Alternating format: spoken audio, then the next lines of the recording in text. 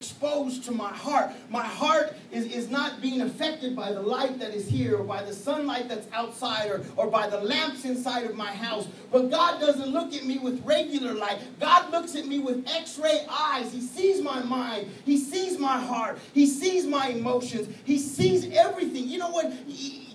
You know, we talk about Bishop went to the doctor and he had to get an x-ray on his knee. He didn't know what was wrong. He didn't know what was detached. He didn't know what had happened. He didn't know what was going on in there. But they take an x-ray and they say, listen, here's the picture.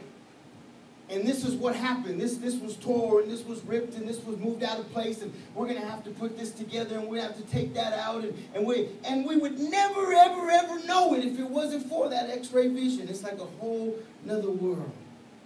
So God sits us down and he begins to look us over at the x-ray vision, and he can say things like, do you know that your leg is fractured? And that's why you're having a hard time walking. And I can see that there's a fracture inside of your foundation. I can see that inside of you, you're struggling with something that nobody knows about. You know what? You ever feel like you have to tell somebody what's wrong with you just so you can maybe get some sympathy, or maybe they can better understand why you're in a bad mood, or maybe they can better understand what you're going through?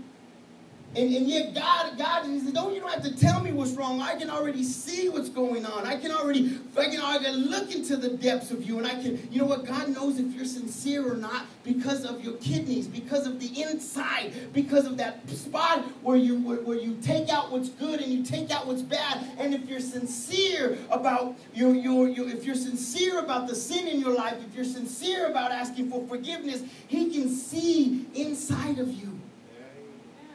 You ever broke someone's trust? And then you say, you know what, I promise I won't break it again. And they don't believe you because they can't tell your future. So they can't look inside of the deepest depths of your heart, of your mind, of your kidneys in there. They can't look inside of you to tell if you're sincere or not, to tell if you're really going to get rid of that or if you're really going to hang on to it. But if you go to God and you say, God says, I know your beginning, I know your now, and I know your end. So when you tell me you're not going to do it again, I believe you because I'm in your future, and your future, you don't do it again. Right?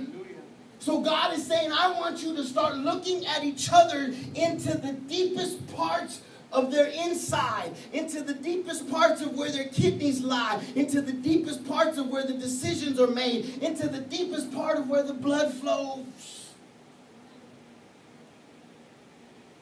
It's funny to me with God. It's funny to me with God because God he's so loving, he's so kind, and yet he's such a powerful God. He's a wrathful God. He's a mean God. He's destroyed the earth before, and he's killed thousands at one time, and he's destroyed cities with fire and brimstone, and yet he's just such a cuddly little lamb at the same time.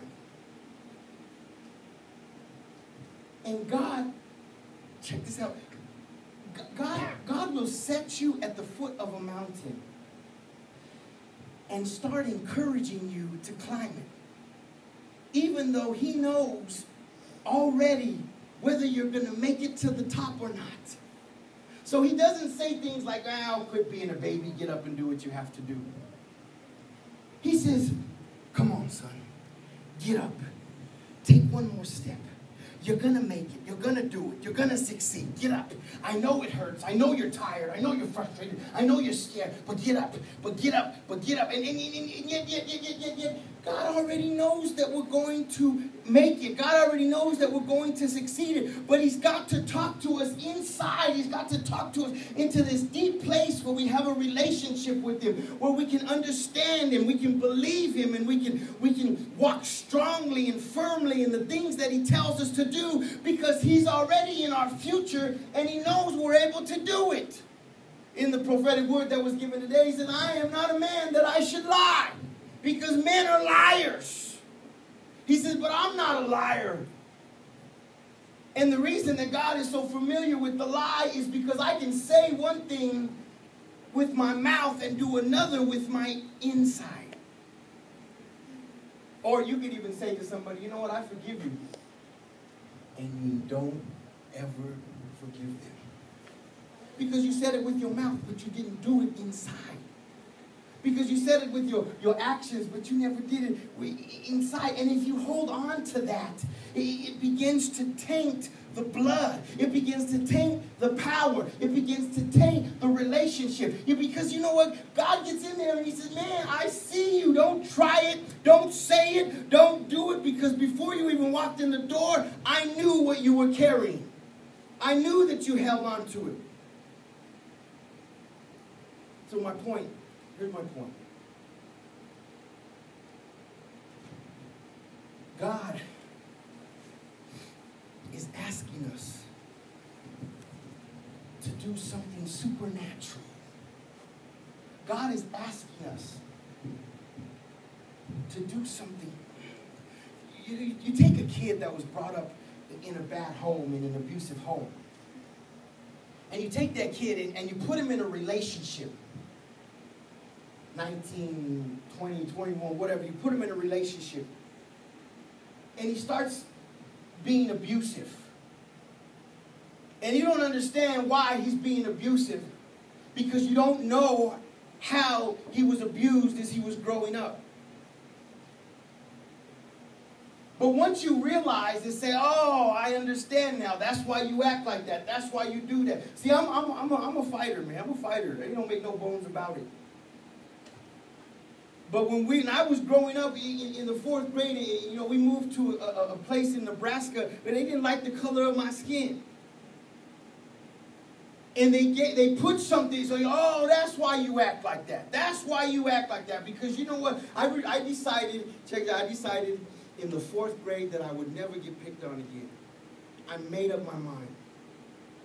We were playing basketball, and the kids were punking me on the basketball court, and I sat down and I made it my honest. I'm never ever gonna be picked on ever again. And from that point on, I can tell you, you just fight after fight after fight after fight after fight. And now that I'm a grown man, I still hold on to that little 4th grade boy that decided, I'm not gonna let you push me around. But God says, I want you to look deep into the person, deep into the people, deep into your companion, deep into your children, deep into your husband, deep into your wife, deep into your friend. We said, I don't want you to look at the outside anymore. Because if you look at the outside, he may look good on the outside, but be rotten on the inside. She may look good on the outside, but she's rotten on the inside. But if you look at the inside, you can understand. You can have patience. You can know how to pray better for someone if you look at them on the inside.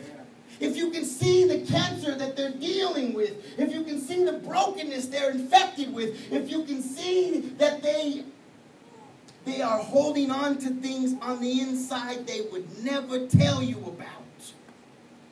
So God is asking us two schools of thought here. The first thought is that, you know what, you can't hide from God, lie to God, and you can't put something away from God. He will always see you. He will always expose you. He will always look at you. You look at me, and, you look at me and you can just see the shirt that I'm wearing, the pants that I'm wearing, and that's it. You can't see that underneath my skin, there's veins, there's muscles, there's bones, there's intestines, there's nerve endings, there's blood inside of me, and there's pints of blood running through there, but you can't see that. When you look at me, you don't see me as a bloody mess. You don't see if my heart is beating correctly, if my kidneys are healthy. You don't see how my lungs are. Am I using all of the lungs? Are my lungs healthy? Is my spine correct? Are my ribs intact? You don't see none of are my eardrums okay? But when God looks at you, he looks at you in dimensions. He looks at you with more than one kind of light. He looks at your outward. He looks at the next stage of your inner. And then he looks into the deepest parts of you. So you can tell him, I'm not hurting, and he said, yes, you are. Or you can tell him that you're hurt. He said, no, you're not. You can make it. You can do this. That's the first school of thought. The second school of thought here that God is asking us is he's saying, don't, D-O-N-T, don't look like men look at the outward. Look at the inside. Have you ever known somebody that just gets on your nerves? They ask you dumb questions like, man, what's your address? What? Give you my address. You gonna show up and be dumb in my house? I gotta deal with you here. You know, just get on your nerves. Be like, what's wrong with you? You guys always talk. You're just rude. You're just mean. You're out of line. You're depressing. You're angry. Elf. Why you guys? Why you know? And then later, someone tells you, you know what, man? This man his family member just passed away, or he had a rough childhood, or something went wrong. I remember dealing with a friend of mine one time. And just overnight, he just turned into just a monster. And we were arguing, and it was more than one of my friends that was arguing with him. We were like, you know what, this, and he was just a monster. And what's wrong with this dude? We used to be friends, and just overnight. And then he left the situation that we were in, and his buddy called me that night, and he says, Vic, his dad died 3 days ago, and he wasn't able to be with him when he passed away. And now he's blaming himself, and he's being hard on himself, and that's why he's acting like that. Now, had we looked to the innermost parts of his spirit, if we had looked deep inside of him, we could have understood that, hey, something's not right. Something isn't adding up here. Something doesn't make sense here. And then so God says, look deeper. Look past. Look past what's going on. You know, sometimes someone might say, how you doing today? And have you ever been honest? Well, sit down, because this is going to take a while. First of all, I got up to a dirty house. And I tell you, them kids kept me up all night. And you're like, well, I really didn't want to know how you were doing. I was just saying how you're doing to be polite. I really don't want to know how you're doing, right? You don't want to walk up to a stranger and say, hey, how you doing today, sir? Well, I don't know you, but let me tell you, man, my wife is in and my dog ran away and the kids are gone. And, whoa.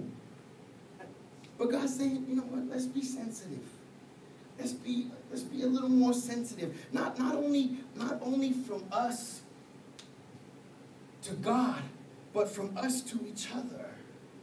Go into your prayer room. Go into your prayer time knowing that God sees you, knowing that God is in the depths, knowing that God is looking far beyond.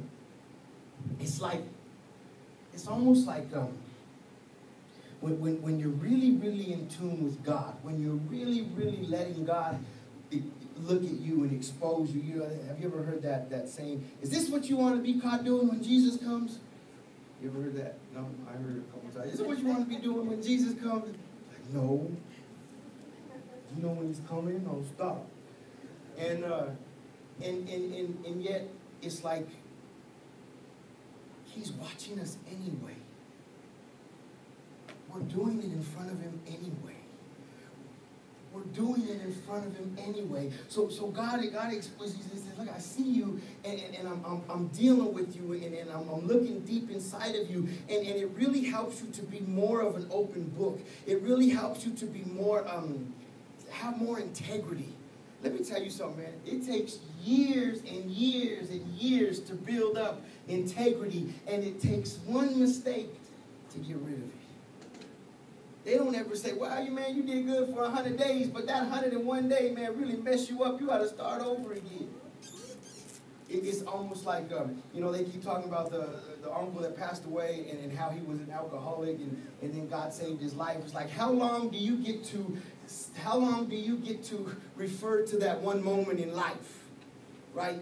Like, okay, I was a drug addict, and I was a gang member, a bad husband, a bad father, and you live off those things. God saved me and touched me, and God healed me, but now I'm grumpy, and I'm bitter, and I'm angry, and God got to come back in, and you got to be renewed and refreshed and retouched because you